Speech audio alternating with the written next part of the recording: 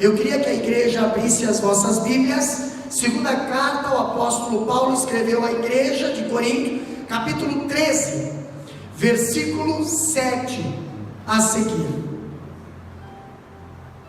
que diz assim a palavra do Senhor: ora, eu rogo a Deus que não façais mal algum, não para que sejamos achados aprovados, mas para que vos façais o bem, embora nós sejamos como reprovados.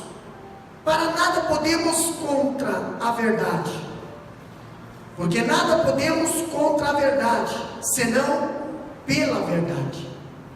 Porque nos regozijamos de estar fracos, quando vós estáis fortes, e o que desejamos é a vossa perfeição.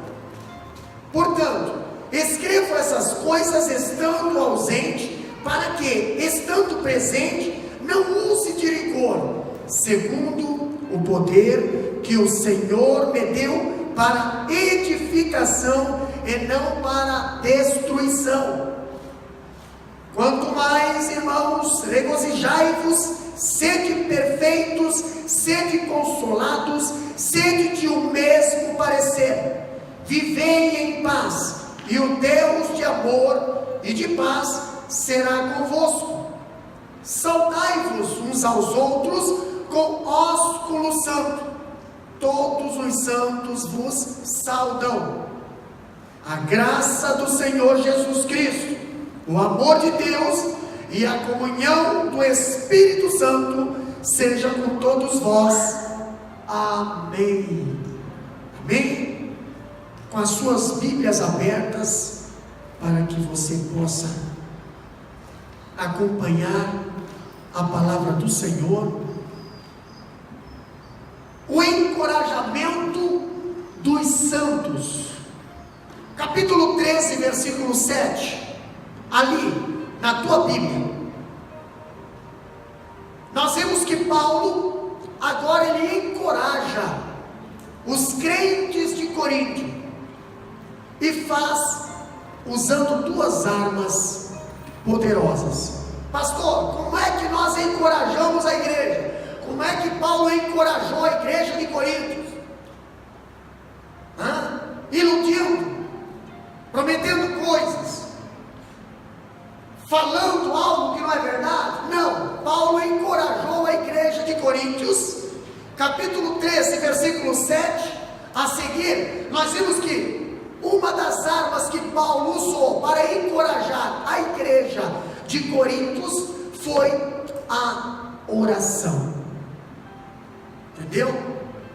Nós encontramos nesses últimos dias muitas pessoas de coragem, muitas pessoas ousadas, muitas pessoas que ao olhar parece que tem uma autoridade tremenda, mas quando eu vejo no lado da oração, são pobres, são fracos, são raquíticos, são pessoas que fogem desse encorajamento que Paulo está enviando para a igreja de Corinto. Capítulo 13 até o 7, capítulo 13, versículo 7 até o 9, nós vemos que Paulo fala bem assim, estamos orando a Deus, que não façais mal algum. Paulo estava intercedendo pelaquela igreja, não para que simplesmente parecemos aprovados, mas para que façais o bem. Pastor, Paulo está querendo dizer aqui que a oração faz o crente parar de viver de fachada. A oração faz o crente parar de viver mascarado. A oração faz o crente parar de ser um falso, mas sim um verdadeiro. Ele traz você à presença do Senhor. E quem está na presença do Senhor, ele não precisa fingir, porque ele é forte. Quem está na presença do Senhor, ele não precisa ter medo, porque ele está protegido.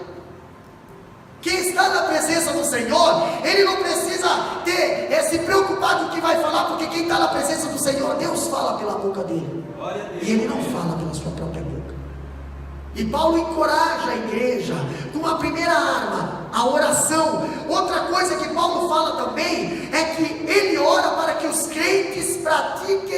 que é certo.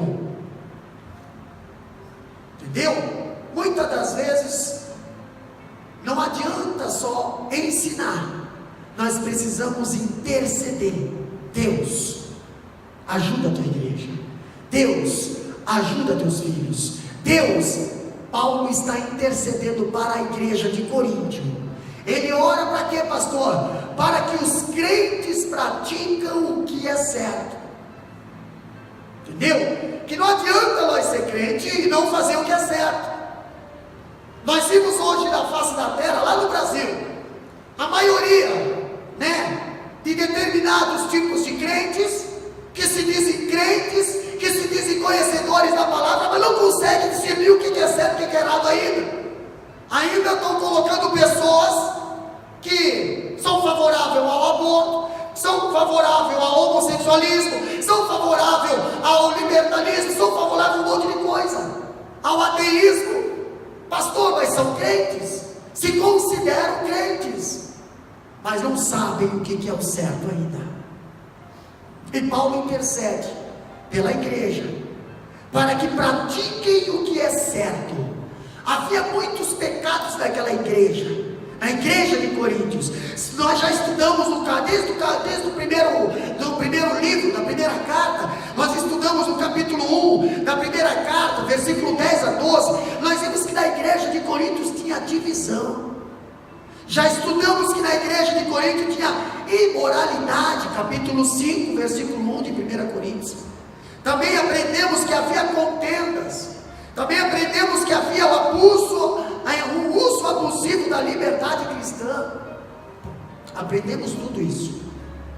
Que mais que havia naquela igreja, pastor? Atitudes inadequadas com respeito à Santa Ceia. Entendeu?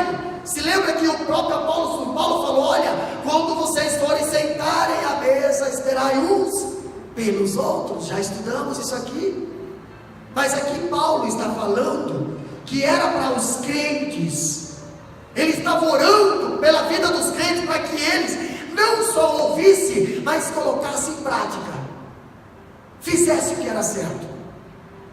Ao culto, aos dons, à ressurreição, alguns desses pecados não haviam sido superados por alguns membros da igreja ainda. E Paulo teve que escrever uma segunda carta. E agora Paulo já estava indo pela terceira vez à igreja de Coríntios, porque tinha alguns irmãos ainda que ainda estavam insistindo nos mesmos erros. E Paulo ora para que os crentes daquela igreja pratiquem o que era certo. Por que eles faziam o que era errado? Por influência dos falsos apóstolos, alguns crentes lideravam uma frente de oposição ao próprio ministério de Paulo. Nós já estudamos no capítulo 13, versículo 3, que ali havia uma oposição à credibilidade do apostolado de Paulo. Tinha irmãos ali que não acreditavam que Paulo tinha chamado de Deus, que tinha irmãos ali que não acreditavam que o que Paulo falava vinha de Deus, tinha irmãos ali que não acreditavam. Entendeu? O que nós também aprendemos quando Paulo ele ora para que os crentes praticassem o que era certo? Ele diz que em vez de condenar os seus opositores, Paulo ora por eles. Paulo não condenava, mas ele orava. Tem coisas que nós não conseguimos fazer. Nós somos limitados, pastor, eu só consigo ir até aqui. E dali para frente, deixa que Deus trabalhe a nosso favor. E dali para frente, pastor, deixa que Deus derruba o gigante.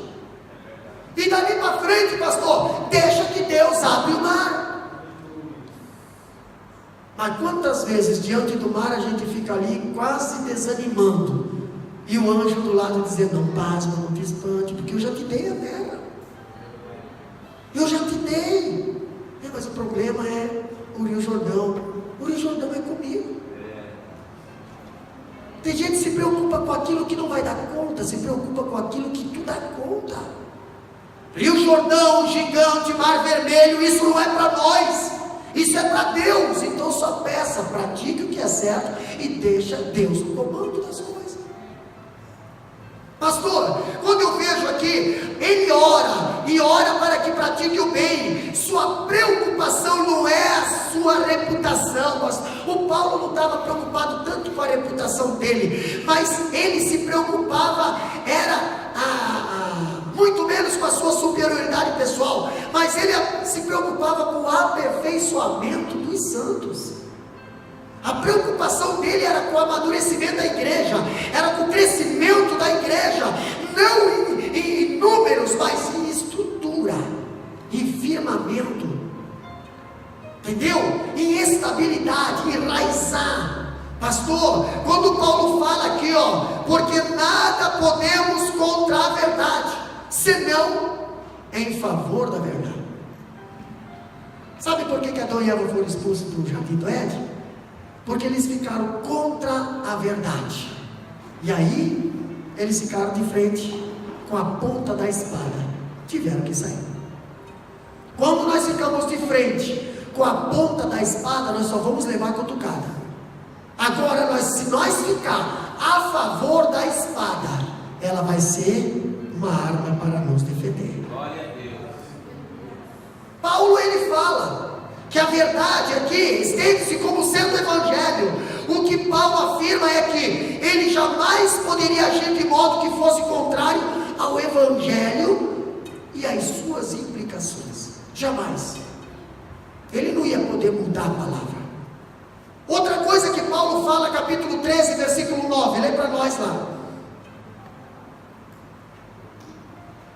Porque nos regozijamos de estar fracos, quando vós estáis fortes, e o que desejamos é a vossa perfeição. O que desejamos é a vossa perfeição. Primeiro, Paulo fala bem assim, ele diz que a palavra, aqui no capítulo 13, versículo 9, ele diz que ele ora para que os crentes sejam aperfeiçoados. O que quer dizer isso? Aperfeiçoados, pastor. Essa palavra aperfeiçoados quer dizer no grego catartisis, que quer dizer aperfeiçoamento. Ela é usada no sentido de juntar partes quebradas dos ossos ou reconciliar partidos e refere-se aqui ao crescimento na santidade. Quando se fala de aperfeiçoamento, está falando de crescimento na santidade. Está falando do que também, pastor? Juntar cacos. Corroborando esse pensamento, o escritor diz ainda que, como termo técnico da medicina, significa essa palavra aperfeiçoamento: corrigir uma fratura óssea, pôr no lugar um membro retorcido. Pastor, torci o pé, está fora do lugar, e aí? Vamos aperfeiçoar, colocar no lugar. Entendeu? Quando Paulo fala que ele ora para o aperfeiçoamento dos crentes, ele ora para colocar as coisas no lugar. Também pode significar preparar um navio. Quando um navio vai sair para fazer uma viagem de 6 meses no mar, ele não fica ali parado sem fazer nada, ele se prepara.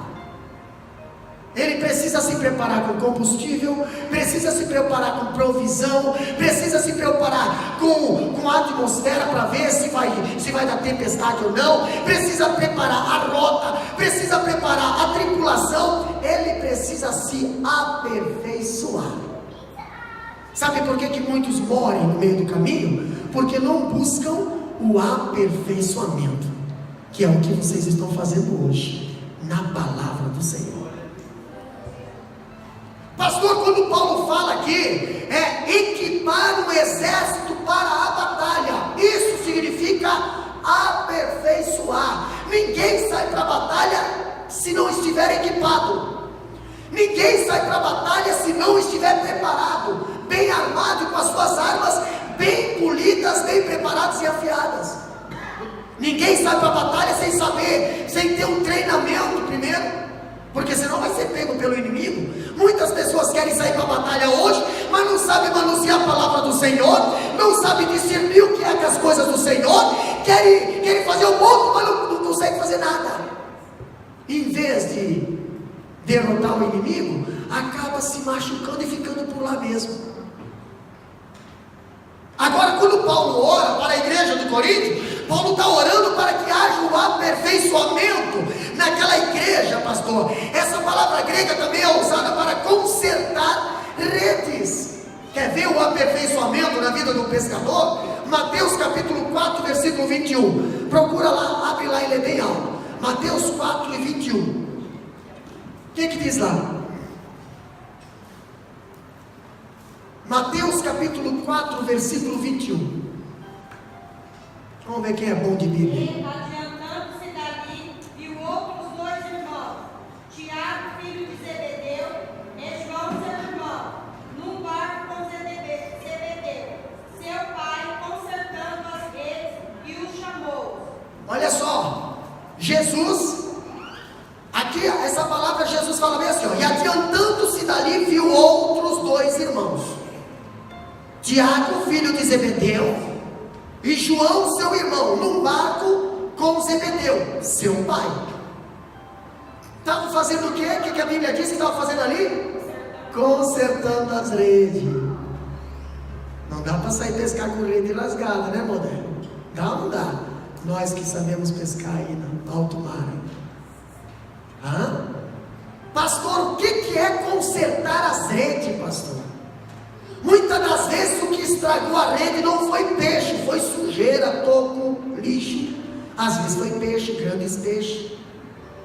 Porém ninguém sai para pescar e volta, deixa a rede parada lá, e quando vai querer pescar, vai lá, pega a rede e sai pescar. Vai chegar lá, não pega peixe, porque a rede está rasgada.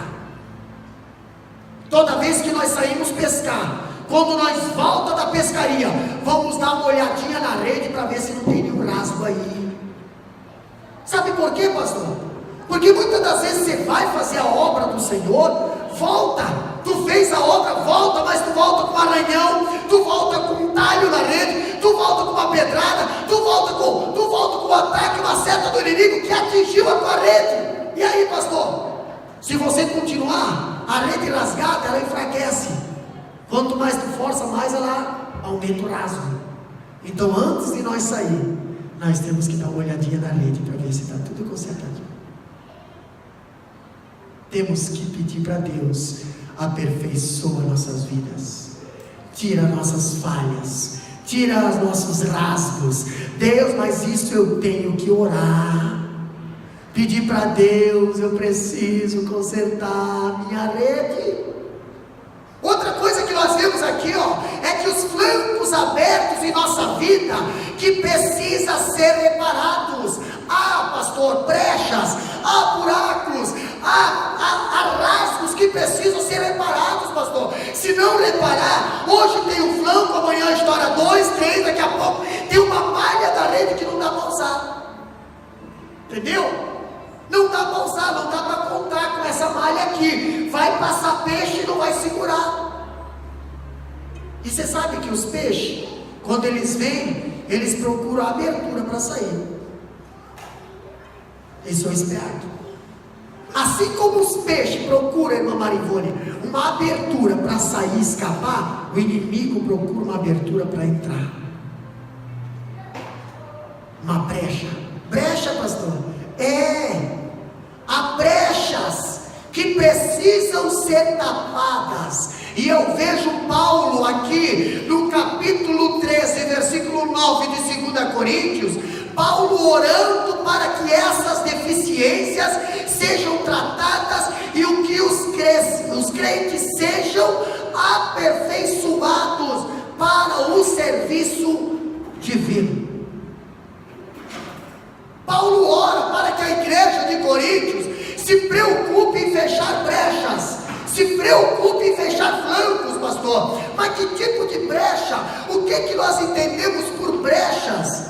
Na vida nada adianta para nós se sermos cristãos, se nós não vigiarmos com as brechas. Olha só que interessante, as brechas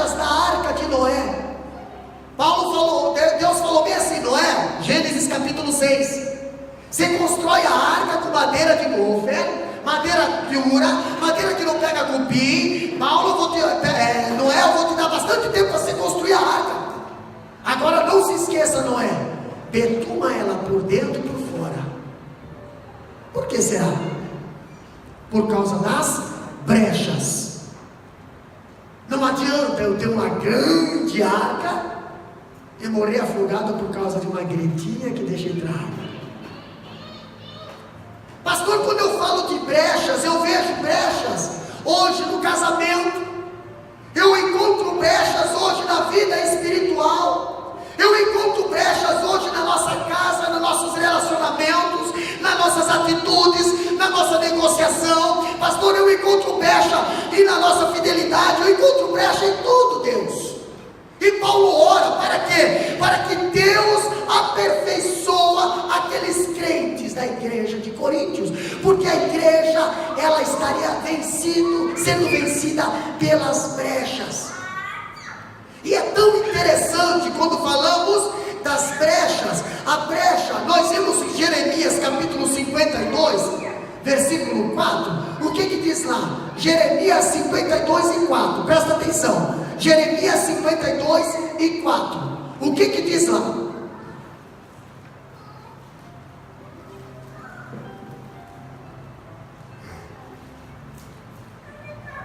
Jeremias 52 e 4.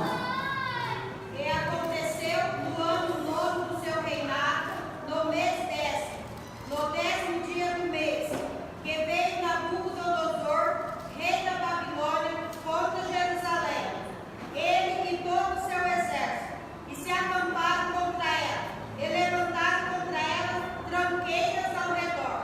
E Assim esteve cercada a cidade, até o ano 10º do rei Zedequias. E aí?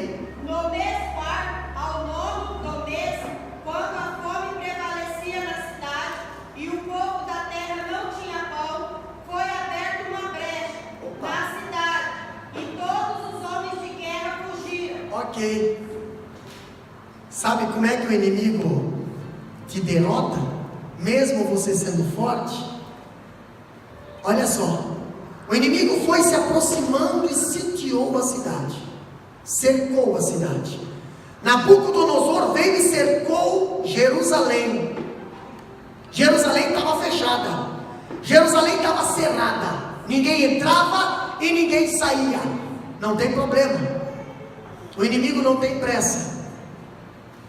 O inimigo ficou ali. Sitiar era fazer cerco em volta dela. Acamparam-se os inimigos ao redor de Jerusalém. Ninguém podia entrar e também ninguém podia sair. Agora nós vemos que eles rodearam a cidade por muito tempo. Por muito tempo os inimigos rodearam Jerusalém. O inimigo, ele não quer nem saber, ele fica lá esperando. Ele quer te vencer na canseira. Por isso que a Bíblia fala: perseverai na oração, vigiai. Outra coisa que nós vimos ali é que até que encontraram uma fraqueza chamada brecha. O inimigo fica só nos observando, pastor. Para quê? Para enxergar só uma fraqueza. E na fraqueza, a tal da brecha, ele se aproveita. Pastor, o que aconteceu?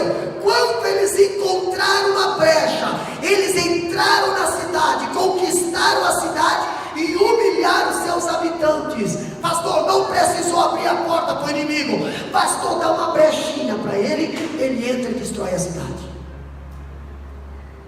Quando eu vejo a palavra do Senhor em 1 Pedro capítulo 5 versículo 8 dizendo: sede sóbrios, vigiai, porque o diabo, vosso adversário, anda ao derredor, rugindo como um leão, só esperando uma brecha que você vai abrir.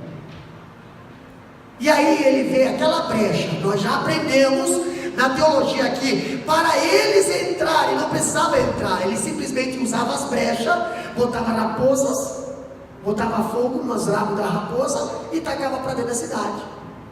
E as raposas saíam correndo, fugindo do fogo, mas ia botando fogo nas tendas, nas casas dos paiol, tudo lá. E aí eles têm fogo lá dentro, eles têm que sair para fora. Eles têm que abrir as portas. O que a Bíblia fala? Em Efésios capítulo 6, versículo 11. Ele diz bem assim, ó: revestivos de toda a armadura de Deus, para que possais estar firmes contra as astutas ciladas do inimigo. Sabe quais são as ciladas? As ciladas é que ele fica esperando você dar uma brechinha para ele. Aí ele não vai entrar, ele só espera você abrir uma brechinha. Ele coloca uma cunha e deixa ali. Todo dia ele vai lá e dá uma batidinha. Todo dia ele vai lá e dá uma batidinha. E todo dia essa cunha vai dando uma abridinha, vai abrindo, vai abrindo, vai abrindo. Quando você vê, você está com baita numa rachadura na tua parede.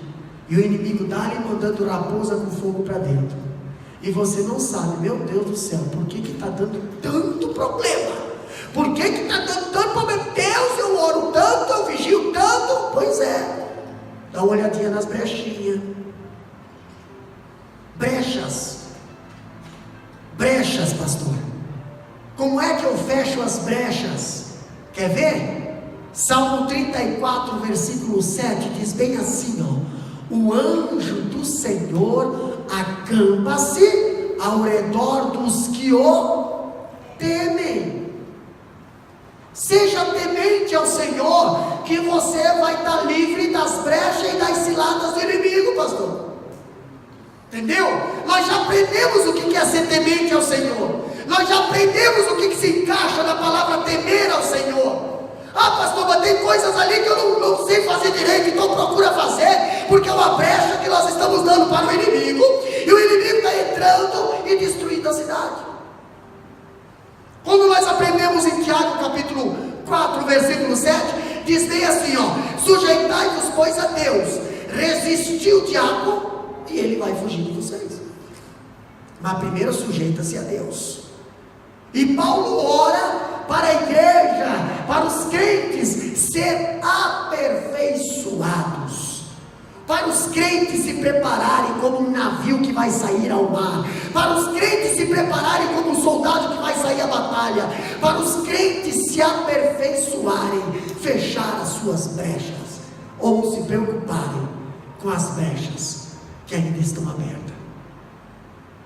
Há muitas brechas na nossa vida que é um prato cheio para o inimigo fazer uma festa na cidade, e a gente não vigia com as brechas, e quando nós vê, o inimigo está nos humilhando dentro da cidade. Pastor, quando eu vejo Paulo também falando, eu vejo que Paulo ora para que os crentes também se preocupem com a palavra. O que diz o capítulo 13, versículo 10? Lê para nós.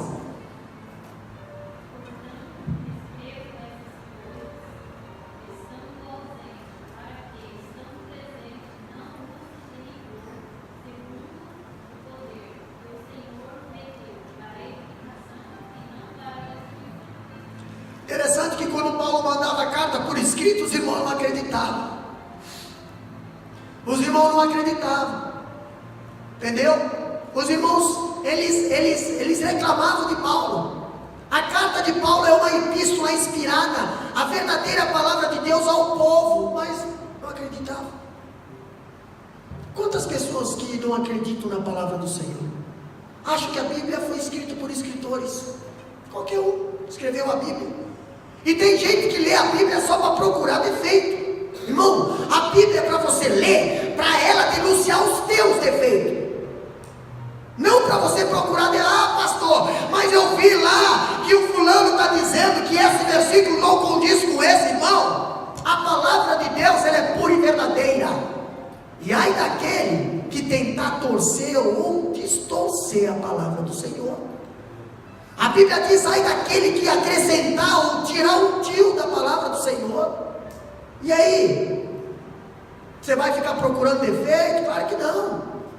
A palavra do Senhor, a Bíblia diz, toda palavra é divinamente inspirada por Deus, apta para corrigir. Ah, pastor, mas quando fala de corrigir, aí é porque não é Deus que está falando. Apta para exortar, mas quando está exortando é porque não é Deus que está falando, é homem que está falando. Entendeu? Apta para elogiar, porque a palavra de Deus elogia também. Apta para discernir a pensamentos, vai até na junta, na alma e no espírito, na divisão, vai aonde o homem não alcança, a palavra vai. Essa é a palavra de Deus. Pastor, mas está surgindo, se está surgindo, irmão, se você conhecer a palavra, você já vai saber se é falso ou é verdadeiro. Não seja Maria vai com as outras, porque esse tipo de crente não vai entrar no céu, sabe por quê? Lá só vai entrar quem acredita na palavra e não no homem. Essa a diferença. Ah, mas se vier o fulano, eu acredito, eu até choro. Se é o ciclano, eu não faço nada, eu nem venho na igreja.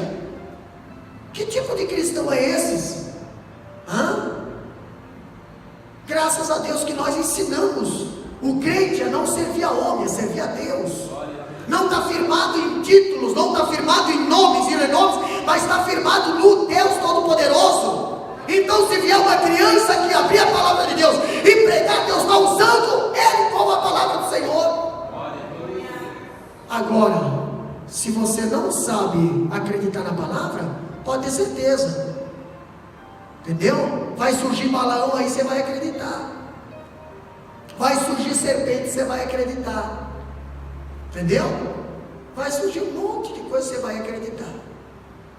Até Satanás vai vir falar para você e você vai achar que é Deus que está falando. Você não vai conseguir discernir o que é anjo e o que é Deus. Por quê? Porque você não conhece como Deus fala, você não sabe como Deus fala, as palavras que Deus fala. Entendeu? Aí Satanás vai lá, Mateus 4, e diz bem assim: ó, tu é filho de Deus, né? Sou, graças a Deus. Então transforma, aí ó. Nossa, é o anjo que está falando. Deve ser Deus que mandou o anjo falar. Então, pedras transforma em pão. Deus não mandou fazer isso. Mas eu vi o anjo, pastor. Pois é, o problema é que quem não conhece a palavra não consegue discernir os espíritos. Entendeu? Conhecereis a verdade, e a verdade vos libertará. É tão fácil. É tão fácil. Ela é tão pura, ela é tão simples. Sabe quem complica? É nós. Nós complicamos. É tão fácil servir a Deus. Pastor, olha o que Paulo ele nos ensina aqui, ó. A carta de Paulo é uma epístola inspirada e verdadeira. A verdadeira palavra de Deus ao povo. Eles deveriam receber essa carta por intermédio de Tito, acolhendo essas palavras como palavra do próprio Deus. Não, é palavra de Paulo, não dá para acreditar. Paulo, aqui ele está sendo bonito nas palavras, mas quando ele vem pessoalmente, camarada, meu Deus do céu. Mas Deus usava Paulo. A igreja de Coríntios era fruto do ministério de Paulo. O problema eram os falsos profetas, que estavam influenciando os crentes da igreja de Coríntios a ficar contra o Paulo. Era esse o problema que estava na igreja de Coríntios. O problema eram os falsos profetas. Agora eu vejo Paulo aqui, antes do final desse capítulo, Paulo exortar os fiéis. Paulo no capítulo 13, versículo 11, Paulo agora está concluindo essa carta, está terminando essa segunda carta, tá? Fechando as cortinas e apagando a luz do Paulo. Paulo agora está terminando a sessão dele. Mas antes, porém, ele tem uma série de exortação à igreja. E a primeira exortação, antes de terminar essa segunda carta aos Coríntios, ele escreve assim, ó: a alegria deve ser a marca do crente. Entendeu? Capítulo 13, versículo 11, Paulo diz bem assim, ó: quanto mais irmãos a Deus. É isso que está ali? Lê para nós. Versículo 11.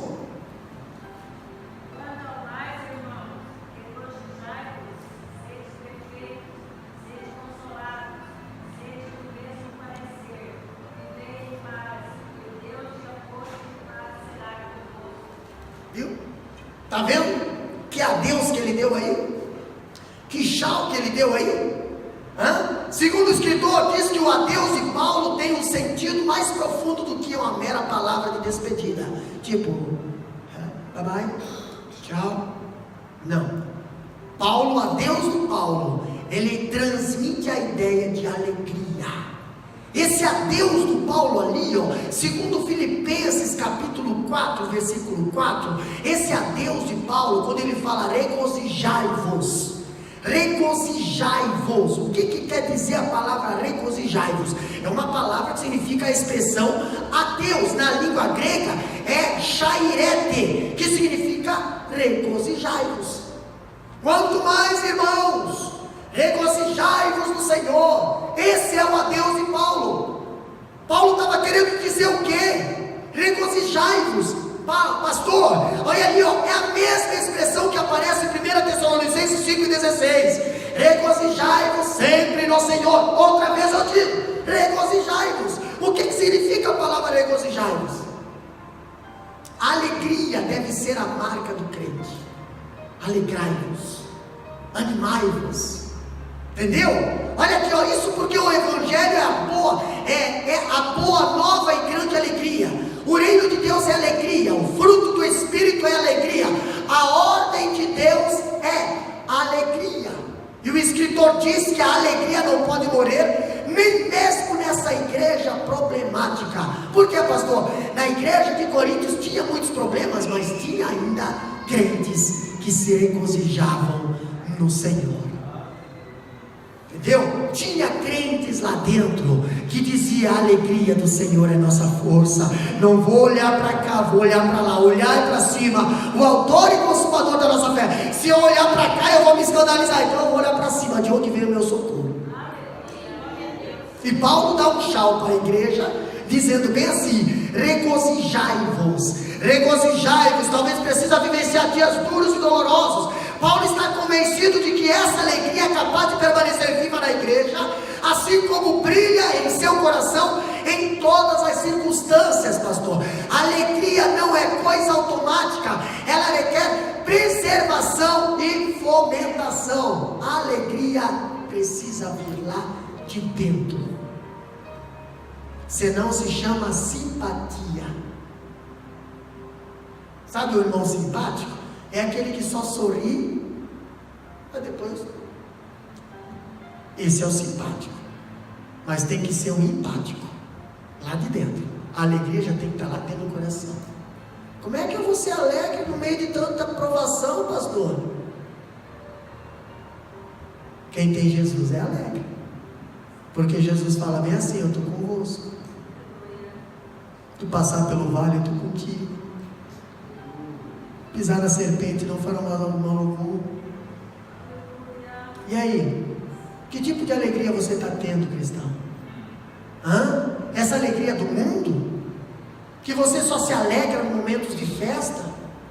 O crente não, o crente é alegre em momento de festa, é alegre em momento de tribulação também. Por quê? Porque a alegria no Senhor é a nossa força. Nós não estamos firmados nessa terra, nós estamos firmados no céu. Nós nem somos daqui, nossa cidadania é de lá, nosso país é lá, nossa terra é lá, nossa casa está lá. Estamos aqui de passagem, querendo sair daqui, pedindo: Deus, ora vem logo. Olhando no relógio, será que vai ser hoje? Esse é o verdadeiro cristão. Será que vai ser hoje? Pastor, quando eu vejo Paulo falando, eu vejo Paulo também orando para quê? O progresso espiritual é o alvo do crente. O progresso. Capítulo 13, versículo 11, ainda ele fala: aperfeiçoai-vos. Aperfeiçoai-vos. O crente não pode ficar estagnado, o crente tem que crescer, ele precisa crescer na graça e no conhecimento de Cristo. Você vê crente entrar, sair da igreja e nunca ter novidade na vida dele, é sempre a mesma coisa. Está 10, 15, 20 anos na igreja e nunca se vê nada de novo na vida dele. Pastor, a minha chamada é ficar no banco. Será? Será que foi para isso que Deus nos chamou? Bíblia nos chama para aperfeiçoar-nos. Ele precisa crescer na graça e no conhecimento. Ele precisa ser santificado na verdade. Sua vida precisa ser transformada de glória em glória na imagem de Cristo. Isso é o que? É viver em novidade de vida. Todo dia tem uma coisa nova na nossa vida. Ah, pastor, mas todo dia tem luta. E daí? Depois da luta vem o quê? A vitória. Se você não tiver luta, tu não vai ter vitória. Tu quer que o gigante caia sem você ir ao encontro dele? Não vai cair não. Porque senão o exército de Israel teria ficado 40 dias ali pensando, o gigante vai cair, porque nós somos o exército de Israel, nós somos o exército de Saul, nós somos os tal. Não caiu, o gigante ficava lá. E aí, não tem homem aí? Não tem homem aí? Não tem homem aí para me enfrentar? Sabe o que aconteceu? Davizinho pegou, não, peraí, vamos lá. Davi correu para enfrentar o gigante. Aí o gigante olha pro Davi e diz assim, tu que vai me enfrentar? Ele.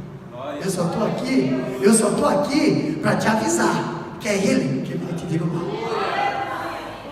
Não é eu que vou derrubar o gigante, é ele. Mas Deus mandou eu e você aqui para avisar os grandes gigantes que Deus vai derrubar. Não é nós que derrubamos, é Deus. Mas Deus usa nós para dizer, ei gigante, tu vai cair. Para isso Davi tinha que ir lá na frente do gigante. Ei, você vai cair. Não se preocupa com as ameaças do gigante de Golias. Não se preocupa. O gigante Golias disse que vou tirar tua carne para as feras. Tu vai morrer, o povo todo vai ficar escravizado por causa de você. Não se preocupa. Se tu está na direção de Deus, pega e vai. Não se preocupa com o que os gigantes Golias falem ao teu ouvido. Tem gente que não quer que você seja usado por Deus, e derrube o gigante, não.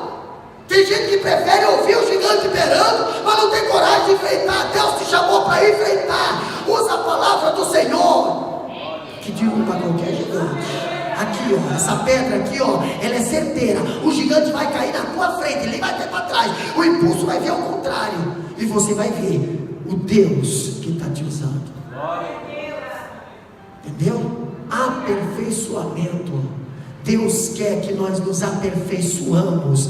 Para alcançar esse propósito, os coríntios precisaram abandonar os ensinos errados nos falsos profetas, acertarem seus relacionamentos uns com os outros. Eles tinham problemas ali, picuinhas e relacionamentos na igreja. Nós já falamos no capítulo 13. Pastor, Paulo ora para que haja aperfeiçoamento dos crentes naquela igreja, mas se os crentes quisessem se aperfeiçoar, eles tinham que abrir mão dos ensinos errados.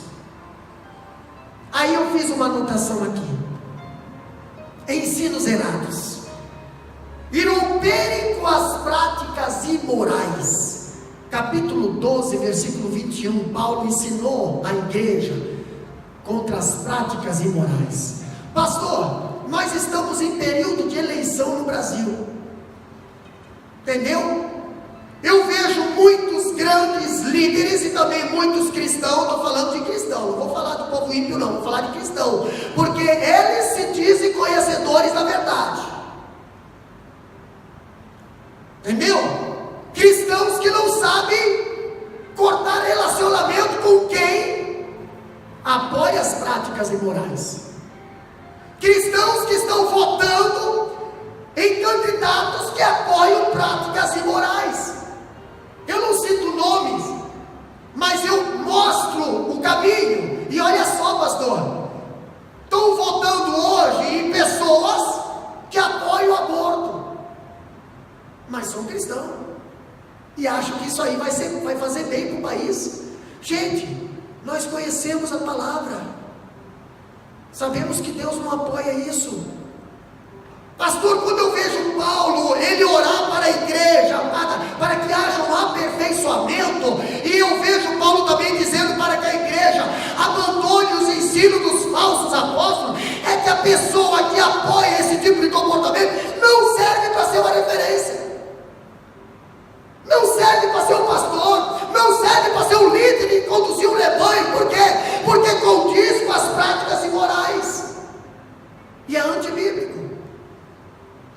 pastor, mas vai ceder terreno, vai ajudar na construção, vai favorecer isso, não quero saber. Eu não quero saber. Entendeu? Eu só quero saber disso aqui. A palavra de Deus. Práticas imorais. Apoio à legalização das drogas. O que mais, pastor? Eu anotei aqui, apoio à ideologia de gênero. Você já imaginou? Nossas crianças pequenininhas no colégio, já aprendendo o que é e o que não é. Entendeu? Que você pode ser menina talvez, que você pode ser menino talvez. E aí? Você já imaginou o líder do país que lançou uma cartilha aonde o menino de 6 anos de idade pode brincar com aquela cartilha como se fosse um ato sexual ali, normal? Mas tem líder cristão que está apoiando isso. Entendeu? Apoio à pedofilia. Você sabia que tem uma lei aí que pode ser aprovada? Está tramitando. Pedofilia. A partir dos 12 anos é normal se abusar de um adolescente. Está lá. Entendeu? Se o povo de Deus não fosse tão dividido, nós já teria uma pessoa que defendesse os princípios bíblicos. Mas a divisão está dentro do povo cristão, dentro da igreja. E Paulo combate contra isso. Paulo combate. Pastor, apoio o ateísmo. Você sabia que a Bíblia foi proibida nos colégios no Brasil? Você sabia disso? Que a Bíblia foi retirada das bibliotecas. Agora aquela cartilha que incentiva a prostituição infantil está sendo distribuída. Camisinha em época de carnaval nos colégios está sendo distribuído de graça. E aí, pastor? Aonde vai parar? Não penso em nós, eu penso nos filhos, nos nossos netos. Pastor, esses líderes que só se preocupam com os benefícios da política é que estão conduzindo o povo ao erro. E Paulo fala para a igreja de Coríntios: ei, Paulo fala, abandone os ensinos errados, se vocês quiserem aperfeiçoar na fé, crescer, caso contrário é perda de tempo. E para me ensinar a verdade, eu não preciso citar nomes. Entendeu? Para me ensinar a verdade, eu não preciso tomar partido, eu só ensino a verdade. E o povo que tenha consciência. A Bíblia diz: quem tem ouvido, ouça. Ouvir não é escutar. Ouvir é escutar com atenção. Isso é ouvir. É entender o que foi falado. Pastor, quando eu vejo Paulo falando também, ele diz assim, em terceiro lugar, o encorajamento mútuo é o compromisso dos crentes.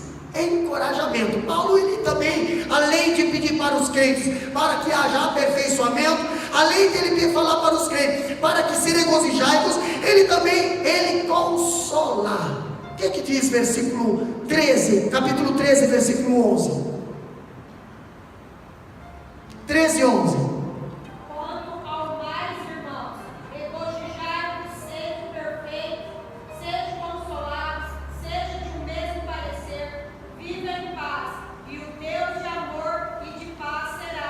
Sede consolados, consolai-vos. A vida não é um parque de diversão, meu amado irmão. Você é um cristão, não vai pensar que é tudo mil maravilha, não vai pensar que é tudo flor, não. Para você chegar na flor, na rosa, cheirosa e linda, você passa por muitos espinhos na tua caminhada.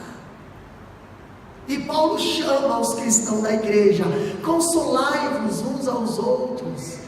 Se tu está vendo teu irmão chorando, empresta teu ombro, empresta teu lenço, ajude, aconselhe. Ei, consolai-vos. Na vida cristã enfrentamos mares, revoltos, desertos e inóspitos, as estradas juncadas de de espinhos, precisamos ser bálsamos de Deus na vida uns dos outros. Muitas das vezes só se preocupamos quando nós estamos com espinho, mas quando o irmão está com espinho, é que se vira, não, Senhor. Paulo fala que para haver o aperfeiçoamento da igreja, precisa também haver o consolo um dos outros. Consolai-vos. Precisamos ser aliviadores de tensão, precisamos ser baldes de água fria. Caldo está esquentando, pastor, está borbulhando, pegou fogo, não vai lá e coloca mais madeira, não, vai lá e joga água. Sede pacificadores.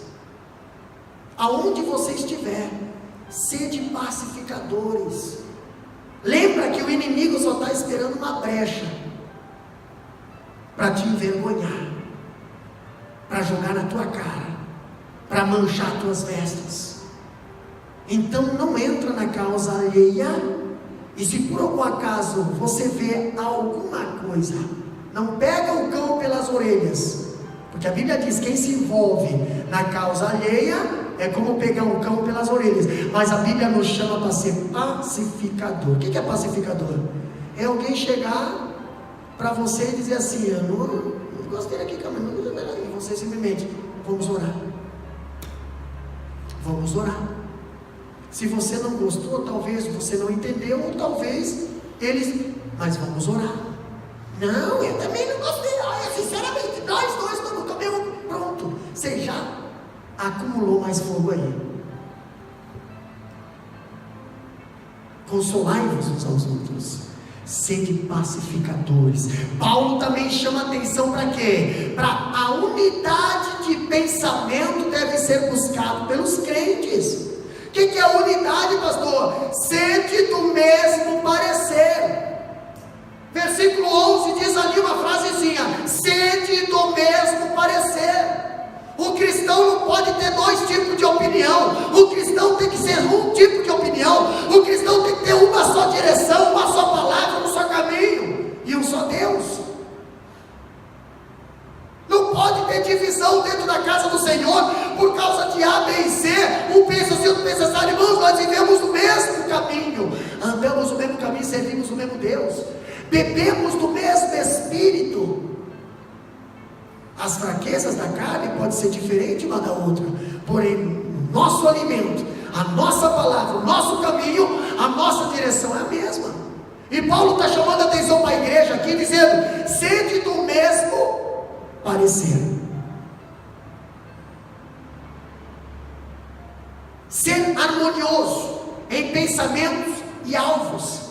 A igreja é um corpo e todos os membros devem trabalhar sob a direção da mesma cabeça. Quem é o cabeça da igreja? Jesus. Siga Ele. Entendeu? Siga Ele. Ele. Por que, pastor? Porque se você seguir o homem, tu pode se decepcionar. Siga Ele. Pastor, eu estou ensinando meus filhos a vir para a igreja. Não ensina os teus filhos a vir para a igreja. Ensina teus filhos a ir para o céu. É uma grande diferença.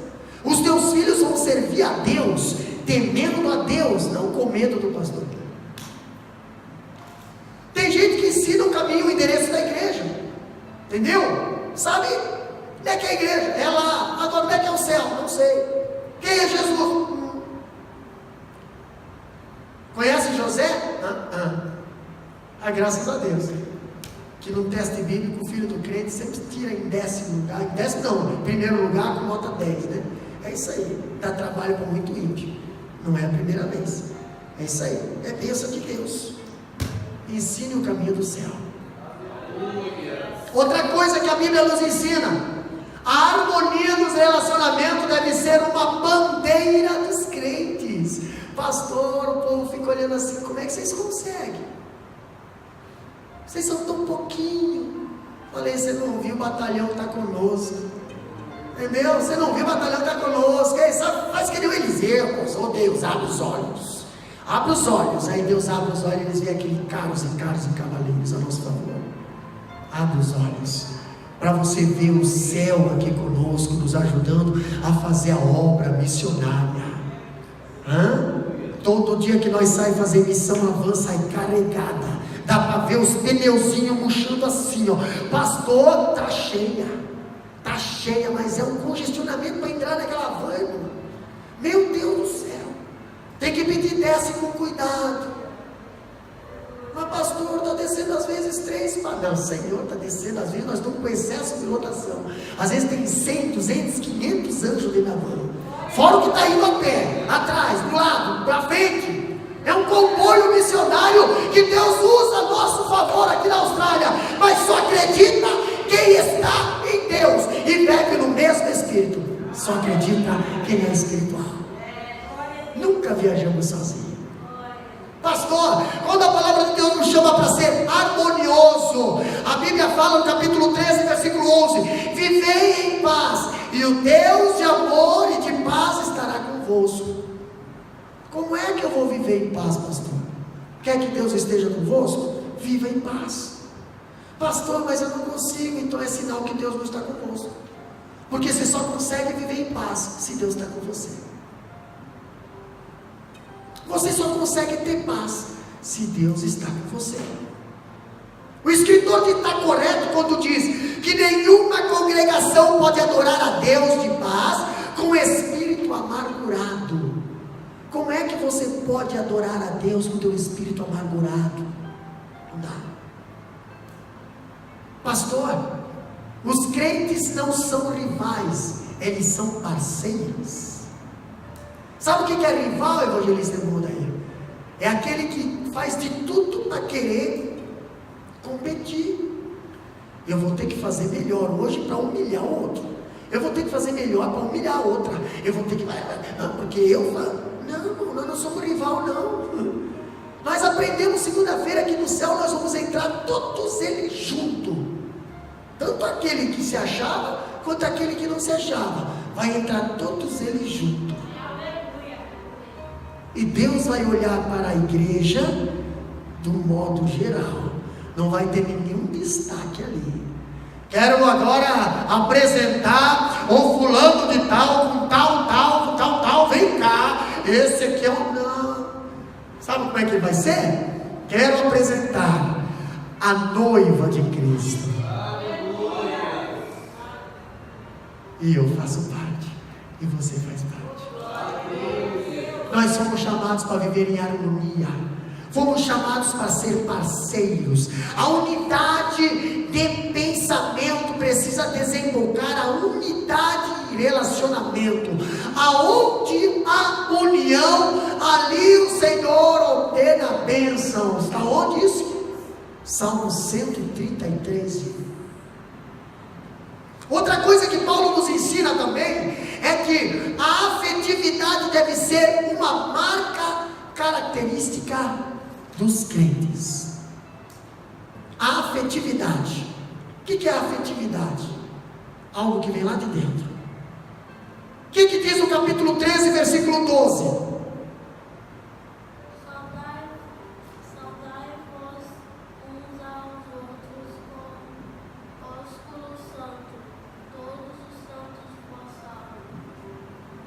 Saudai-vos. Sabe o que é saudai-vos? É você olhar o irmão e Pai Senhor, irmão. Pai Senhor, pastor, tem irmão que não dá não. Pastor, se o irmão vem por aqui, eu já corto por aqui, e eu não espero nem o pastor da bênção apostólica, eu já me cargo e embora. Eu já me mando antes de terminar o culto, porque eu não quero cumprimentar A, B e C, eu não quero ver A, não quero ver C. Pastor, não é cristão esse tipo de povo, porque o cristão ele precisa saudar. E que tipo de saudação? Vamos ver: saudai-vos uns aos outros com ósculos santos. O que é ósculos, pastor? O que é ósculos? Os ósculos santos era a maneira santa, pura e efusiva com que os crentes cumprimentavam-se uns aos outros.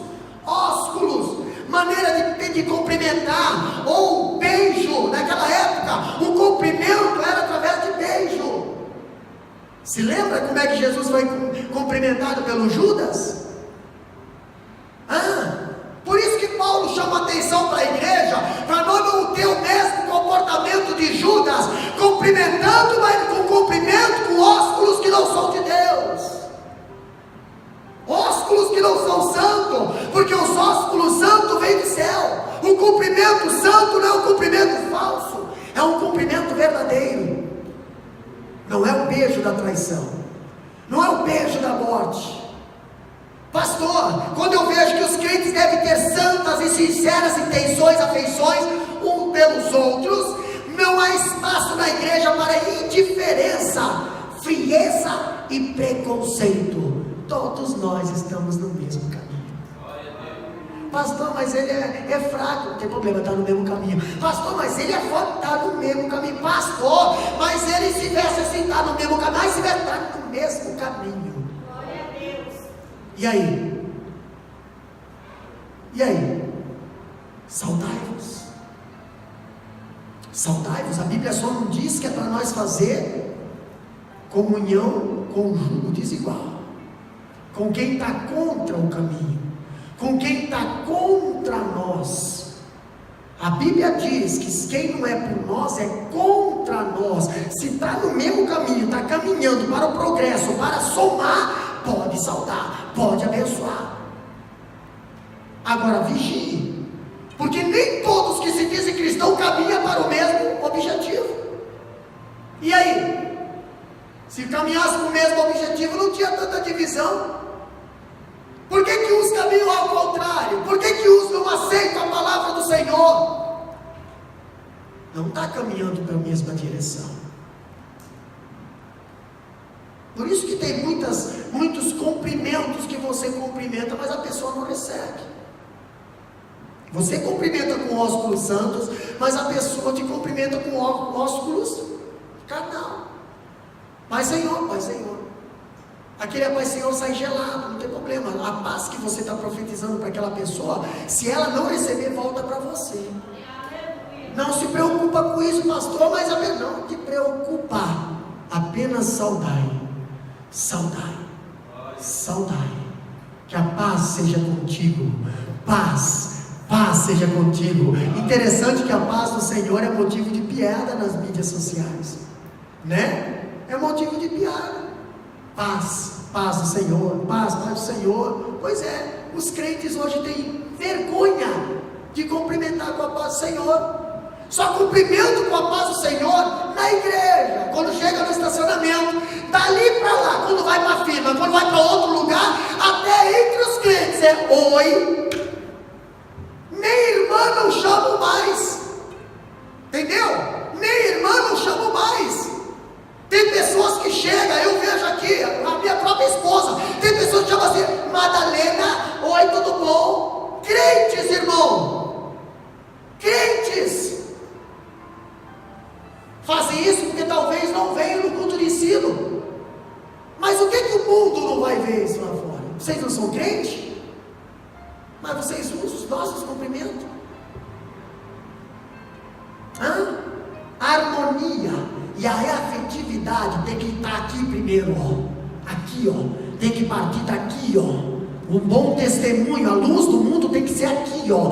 Nós temos que dar exemplo. Entre nós temos que cumprimentar. A paz do Senhor, meu irmão. A paz do Senhor, minha irmã. Pastor, mas eu fui no aniversário e lá estava cheio de gente do mundo, não tem problema.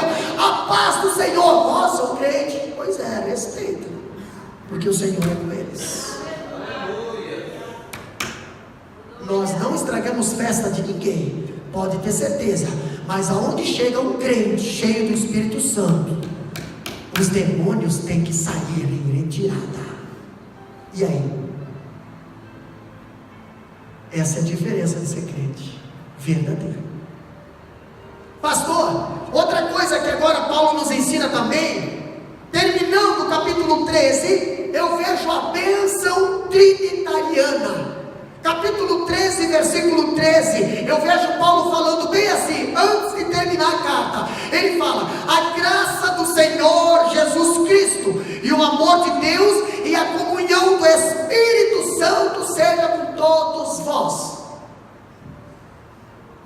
Essa bênção é a bênção pastoral, é a bênção apostólica, E Paulo conclui essa carta com a bênção trinitariana. O que é a bênção trinitariana? Essa bênção é uma síntese da mensagem do Evangelho. É o que, pastor? É um resumo precioso de tudo aquilo que Paulo ensinou até aqui. A graça. O que é a graça, pastor? Se nós vamos entrar na graça, você vai entender que a graça é favor não merecido. Como é que foi isso? Lá na cruz do Calvário, aí conta uma história grande só nessa palavra. Outra coisa que eu vejo Paulo dizendo aqui, ensinando, embora a palavra seja trindade, não aparece na Bíblia. Seu conceito é meridianamente claro em toda a Escritura. Agora eu vejo ali, capítulo 13, versículo 13: a graça do Senhor Jesus. A graça do Senhor Jesus é revelada a nós em sua encarnação. A graça já começou desde quando Maria ficou grávida. A graça começou ali.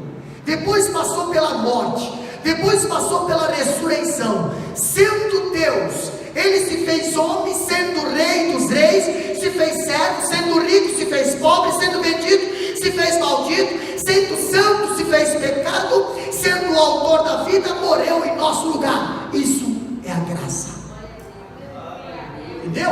Então receba essa bênção através da graça, porque quando estou ministrando a graça sobre a tua vida, está contando essa história toda, e nós precisamos agradecer a Deus pela graça sobre nossas vidas, porque a Bíblia fala, porque pela graça sois salvos. Isso não vem de vós, é dom de Deus. Pastor, a nossa salvação não em nossos méritos ou obras, mas totalmente na graça de Jesus. Outra coisa que Paulo nos ensina é que depois da graça veio o amor de Deus. O amor de Deus é a fonte de onde jorra a graça do Senhor Jesus Cristo. Pastor, antes de vir a graça, primeiro brotou o amor. O amor brotou no coração de Deus. Primeiro Ele nos amou, para depois nós amar Ele. Primeiro Ele nos perdoou, claro que era nós que deveríamos ter pedido perdão para Ele, mas primeiro Ele nos perdoou, para nos ensinar a pedir perdão para Ele. Entendeu? Tudo isso é o amor de Deus. A cruz não é a causa do amor de Deus, mas o seu resultado. A cruz. Pastor, a cruz foi não é a causa, a cruz foi o resultado. Entendeu? O amor de Deus resultou na cruz do Filho dele. Porque Ele nos amou, irmã Cleusa. Foi por isso que Ele abriu mão do seu Filho para morrer na cruz. A cruz foi a prova para nós ver que Deus nos ama. E Ele não pediu nada em troca. Ele só disse: acredita que eu te salvei. Acredita que eu te salvei.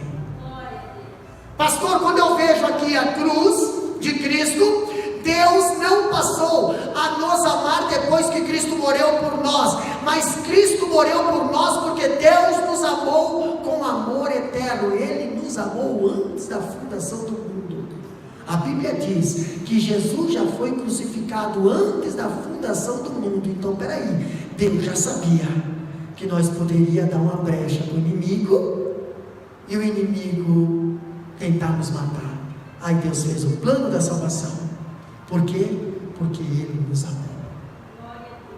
Outra coisa que Paulo também nos ensina é o amor de Deus e a comunhão do Espírito Santo.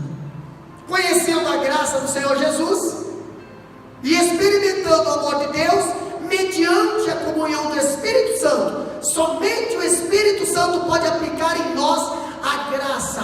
Somente o poder nos revela o amor de Deus, e somente o Espírito pode convencer-nos do pecado e regenerar-nos.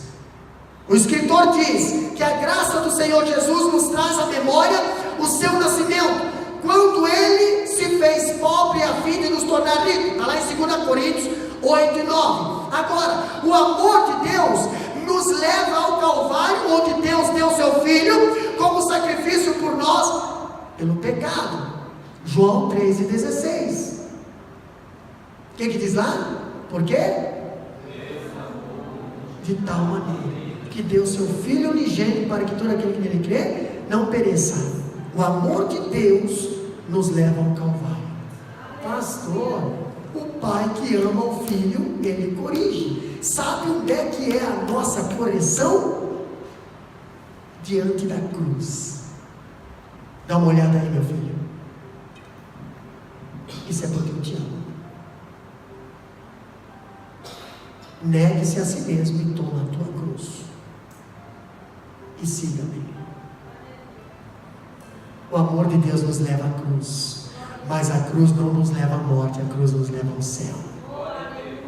Pastor, falando agora, a comunhão do Espírito Santo nos lembra o Pentecoste, quando o Espírito de Deus veio e revestiu a sua igreja de poder. Está lá em Atos capítulo 2 e 1, que agora também cabe aos coríntios atenção e dissensão, as rivalidades e as discórdias, porque a graça do Senhor Jesus Cristo e o amor de Deus e a comunhão do Espírito Santo pertencem a todos.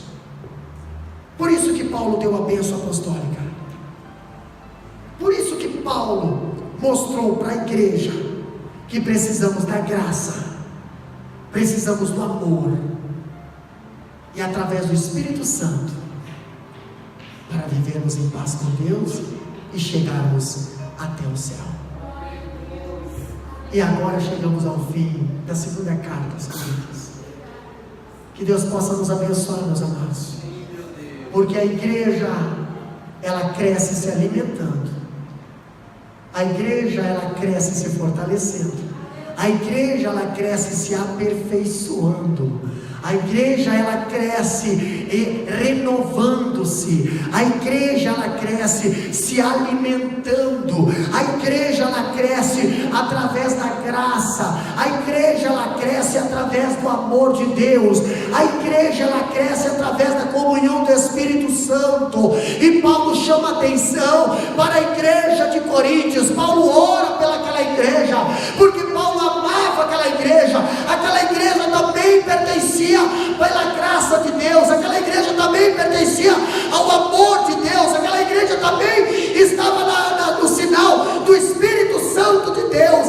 Por isso que Paulo pedia a Deus: abençoa a igreja de Corinto, assim como nós temos que pedir para Deus: abençoa a nossa igreja, abençoa a nossa família, abençoa a nossa casa, abençoa nosso ministério.